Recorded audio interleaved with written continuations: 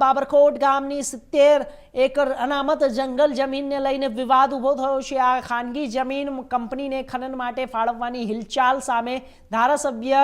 હીરાભાઈ સોલંકીએ વન મંત્રી અર્જુન મોઢવાડિયાને પત્ર પાઠવી ગંભીર ચિંતા વ્યક્ત કરી છે। ધારાસભ્ય હીરાભાઈ સોલંકીએ પત્રમાં જણાવ્યું કે દરિયાઈ પટ્ટી વિસ્તારમાં આવેલ આ જંગલ વિસ્તારોમાં સિંહ સહિતના વન્ય પ્રાણીઓનું મહત્વપૂર્ણ વસવાટ છે। જો અહીં ખનન પ્રવૃત્તિ શરૂ થશે તો અહીં સિંહોનું અસ્તિત્વ તેમજ વન્યજીવોના કુદરતી નિવાસસ્થાન પર ગંભીર અસર થઈ શકે છે।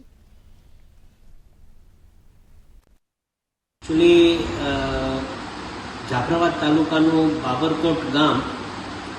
70 હેક્ટર જમીન જે ફોરેસ્ટ રિઝર્વ માટે રાખવામાં આવી હતી એ 2 દિવસ પહેલાં મારા ધ્યાન ઉપર આવતા ઘણા બધા લોકોએ રજૂઆત કરી અને આ રિઝર્વ ફોરેસ્ટની જમીન પ્રાઇવેટ કંપનીને માઇનિંગ કરવા માટે મંજૂરી આપી છે એવું ધ્યાન ઉપર આવતા તાત્કાલિક જ મેં અર્જુનભાઈ મોઢવાડિયા સાહેબને વન વિભાગના મંત્રીશ્રીને આ ધ્યાન ઉપર મૂક્યું છે પત્ર લખીને અને સાચી હકીકત એમને આપી છે કે નથી આપી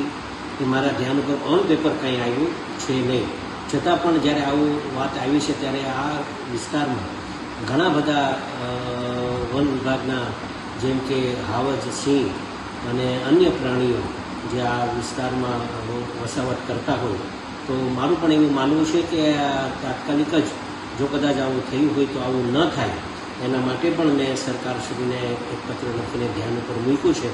જેના કારણે જો આવું થાય તો આ વન પ્રાણીઓ બીજા બધા ગામડાઓમાં વસાવટ થાય અને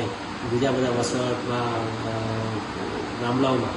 જોખમ થાય એના કારણે આ વિસ્તારમાં ઘણા બધા સિંહ અને વન પ્રાણીઓ રહી છે તો આ